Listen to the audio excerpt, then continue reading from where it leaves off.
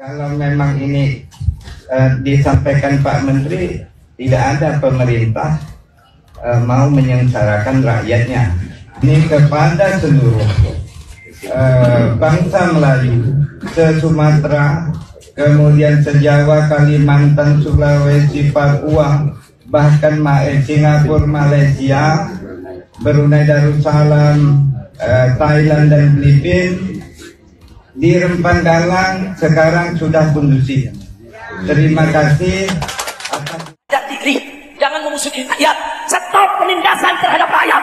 Pemerintah pusat untuk menghormati hak penduduk asli Kampung Tua Pulau Rempang dengan menghentikan proyek Rempang Eco City serta dicabut dari proyek strategis nasional. Untuk Saudara Rizik Syihab, antum jangan memprovokasi masyarakat untuk melawan pemerintah yang sah.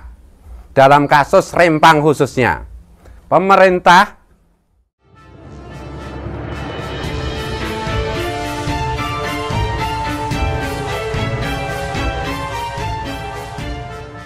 Assalamualaikum warahmatullahi wabarakatuh. Salam sejahtera untuk kita semua, salam budaya.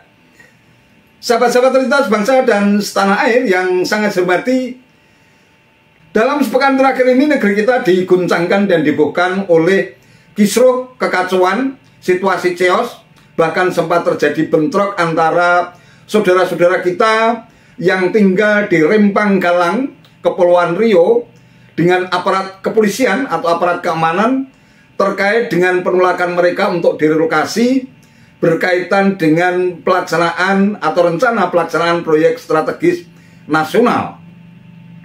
Nah, tampaknya aksi dan berbagai insiden anarkis yang terjadi di Rempang Galang sempat membuat banyak kalangan khawatir karena bisa jadi kalau tidak segera ditangani bisa berlanjut ke situasi yang sangat membahayakan keutuhan Republik Indonesia sebagai negara kesatuan.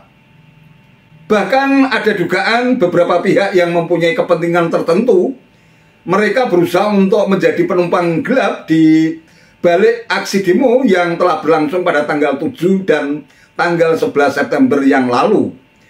Di lain pihak ada dugaan kuat bahwa ada ormas-ormas tertentu atau organisasi-organisasi tanpa bentuk yang berusaha untuk kembali eksis, yang berusaha untuk menjadi pahlawan dalam tanda kutip di balik kekisruhan yang terjadi di Rempang.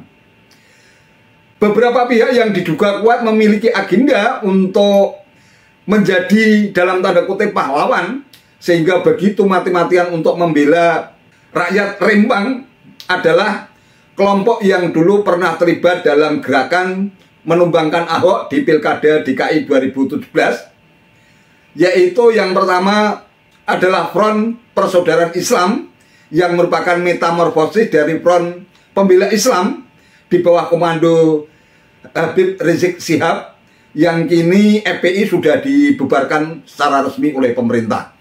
Kemudian ada juga Persaudaraan Alumni atau PA 212 yang juga bergerak secara masif untuk menentang Ahok menjelang Pilkada DKI tahun 2017. Demikian juga ada kelompok Gerakan Nasional Pengawal Ulama atau GNF Ulama. Tampaknya mereka berusaha untuk ingin kembali eksis agar keberadaan mereka meskipun ormasnya secara resmi telah dibubarkan, tetapi mencoba untuk menarik simpati publik yang masih terus berupaya untuk bereksistensi diri bahwa FPI itu masih reborn, akan lahir kembali. Nah, sebelum aksi demo 209 atau yang berlangsung pada tanggal 20 September 2023 kemarin, Imam Besar Habib Rizik Syihab tampaknya sudah memberikan seruan kepada segenap pengikutnya untuk melakukan aksi demo secara besar-besaran, bahkan juga punya keinginan untuk mengepung istana. Karuan saja seruan Habib Rizik Syihab ini mendapatkan reaksi yang cukup keras oleh Gus Fuad Pleret yang dikenal sebagai salah satu keturunan Wali Songo yang sangat karismatik, memberikan peringatan keras kepada Habib Rizik Syihab agar tidak melakukan provokasi kepada rakyat untuk melawan pemerintahan yang sah dan legitimate. Sementara itu kita juga perlu memberikan apresiasi yang luar biasa kepada Menteri Investasi Bahlil Lahadalia yang dengan sangat humanis mencoba untuk merangkul saudara-saudara kita yang ada di Rempang Galang sebagai upaya untuk memberikan pengertian, penjelasan tentang proyek strategis nasional yang dipermasalahkan itu. Nah, tampaknya langkah gerak cepat yang dilakukan oleh Menteri Investasi ini, Bahlil Lahadalia ini, ternyata alhamdulillah bisa mendapatkan hasil yang sangat positif, sehingga tetua masyarakat adat di Rempang Galang pun akhirnya setelah melalui diskusi dan berlangsung secara demokratis, terjadi saling pengertian, akhirnya disepakati bahwa kasus Rempang ini sudah dinyatakan selesai. Bahkan tetua adat masyarakat Rempang pun sudah bisa menerima hasil diskusi yang dilakukan secara maraton oleh Menteri Bahlil, sehingga akhirnya situasi Rempang pun sudah kondusif dan dinyatakan selesai. Bahkan tetua adat juga meminta kepada seluruh warga Melayu yang tinggal di berbagai penjuru Nusantara untuk berpikir dengan jernih, karena menurutnya setelah hasil diskusi itu dilakukan, tidak ada niat sedikit pun dari pemerintah yang ingin merugikan rakyat terkait dengan upaya pelaksanaan program strategis nasional. Dengan ini, dengan waktu yang belum sangat panjang, dengan izin Allah, datang nih Pak Menteri di depan Bapak Ibu, semuanya menawarkan solusi-solusi bagi kita mana yang terbaik dengan dasar musyawarah mufakat. Saya minta kita bersama-sama bisa mencerna itu, kemudian berpikir dengan kepala dingin tentang antara investasi dengan kita nih. Setiap hidup kan ada pengorbanan, ini perjuangan. Inilah yang harus kita nyikapi dengan kepala dingin. Kalau memang ini disampaikan Pak Menteri, tidak ada pemerintah mau menyengsarakan rakyatnya. Ini kepada seluruh bangsa Melayu, se-Sumatera, kemudian se-Jawa, Kalimantan, Sulawesi, Papua, bahkan Singapura, Malaysia, Brunei Darussalam, Thailand dan Filipina. Di Rempang Galang sekarang sudah kondusif. Terima kasih atas dukungan kalian semua, karena kita bukan hukum Melayu, kita adalah bangsa Melayu, tapi dukungan yang sehat. Sampaikanlah umpama ide-ide yang sehat, bukan anarkis. Umat Islam, ribuan umat Islam akan turun di Jakarta.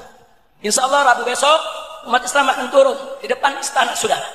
Untuk apa? Minta kepada Presiden biar tahu diri, sadar diri, jangan memusuhi rakyat, stop penindasan terhadap rakyat.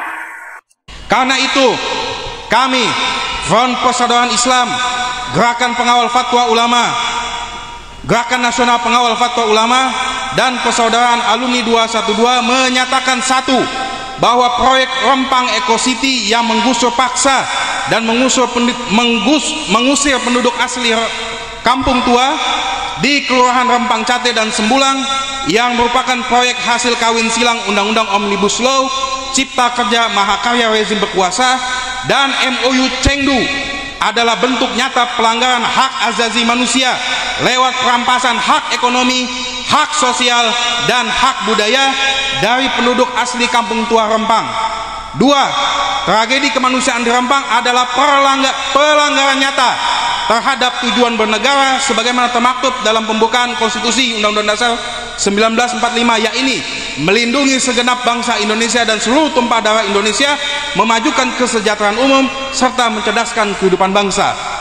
Tiga, menuntut pemerintah pusat untuk menghormati hak penduduk asli Kampung Tua Pulau Rempang dengan menghentikan proyek Rempang Eco City serta dicabut dari proyek strategis nasional. Empat, menuntut kepada Kapolri agar warga peserta aksi penolakan terhadap penggusuran paksa Kampung Tua Pulau Rempang agar dibebaskan dari tahanan.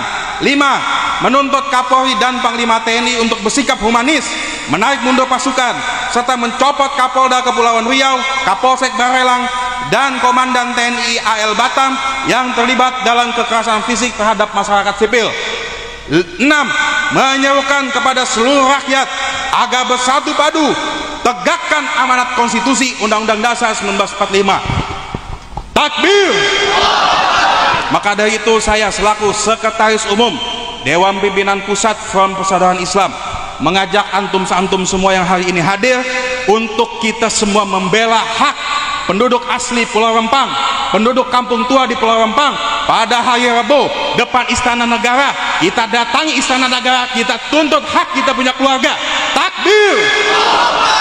Siap hadir, siap datang. Takbir.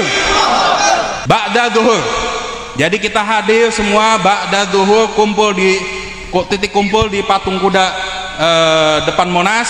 Kemudian kita akan mencoba bagaimana caranya sampai ke depan istana. Walafu minkum, dari anda cukup sekian. Wassalamualaikum warahmatullahi wabarakatuh. Untuk saudara Rizik Syihab, antum jangan memprovokasi masyarakat untuk melawan pemerintah yang sah. Dalam kasus Rempang khususnya, pemerintah melalui Menteri Bahlil tadi sore sudah membuat pernyataan, sudah membuat kesepakatan dengan pemuda Melayu untuk menyelesaikan masalah ini dengan seadil-adilnya untuk kepentingan masyarakat. Negara wajib untuk memperhatikan hak-hak rakyat dan kepada rakyat wajib untuk menjaga ketertiban sehingga kedamaian yang kita inginkan bersama akan terwujud. Kita rakyat pribumi jangan sampai mau ditunggangi untuk berbenturan dengan pemerintah kita sendiri, dan kami menyuruhkan agar pemerintah harus memihak rakyat, menyelesaikan seadil-adilnya kepentingan rakyat Rempang sehingga rakyat Rempang mendapatkan hak-haknya yang harus mereka dapatkan. Dan bagi mereka-mereka yang mencari keuntungan, yang ingin mendapatkan manfaat dari kekisruhan dan air keruh, maka kami menghimbau dan meminta kepada aparat keamanan, bahkan kalau perlu aparat Hankam sekaligus, itu untuk berlaku dengan tegas. Karena menjelang tahun-tahun politik, maka akan sangat mudah untuk diobok-obok dan dibelokkan ke kepentingan-kepentingan politik praktis. Kami tidak ingin bahwa anak bangsa diadu domba dan oleh mereka-mereka orang-orang yang selalu hidup dan mencari makan dari peristiwa-peristiwa, menunggangi peristiwa-peristiwa ini untuk keuntungan-keuntungan pribadi. Biarkanlah masyarakat dengan pemerintah bernegosiasi, mendapatkan keadilan dengan cara dialogis yang baik. Saya yakin pemerintah akan berpihak kepada masyarakat, dan masyarakat juga bisa memperjuangkan dirinya untuk berdialog dengan sehat dan baik. Dan bagi para provokator harus ditumpas sampai ke akar-akarnya, harus dihabisi dan ditindak dengan tegas. Terima kasih. Dan untuk masyarakat, jangan percaya dengan orang yang sok pahlawan mau membela rakyat. Mereka hanya memperalat rakyat untuk kepentingan dan agendanya sendiri, untuk merusak pemerintah dan merusak masyarakat Indonesia. Jangan pernah percaya. Merdeka! Merdeka! NKRI! Harga mati! Pancasila! Jaya!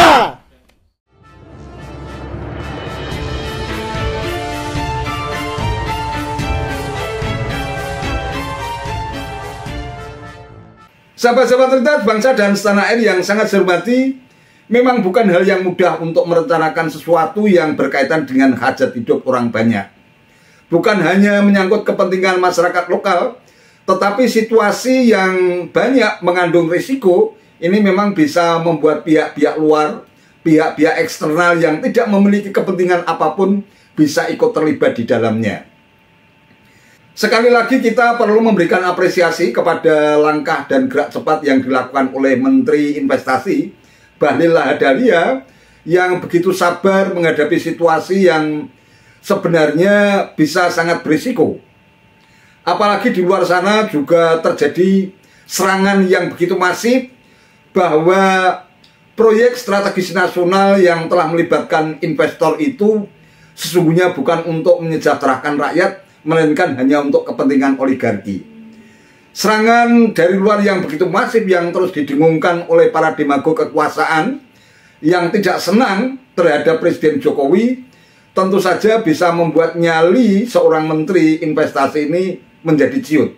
Namun tampaknya dengan caranya tersendiri, Menteri Bahlil mampu untuk membuat situasi yang semula itu memanas menjadi lebih kondusif setelah melalui proses diskusi, proses negosiasi yang cukup lumayan panjang, dan akhirnya alhamdulillah semuanya bisa diselesaikan dengan baik.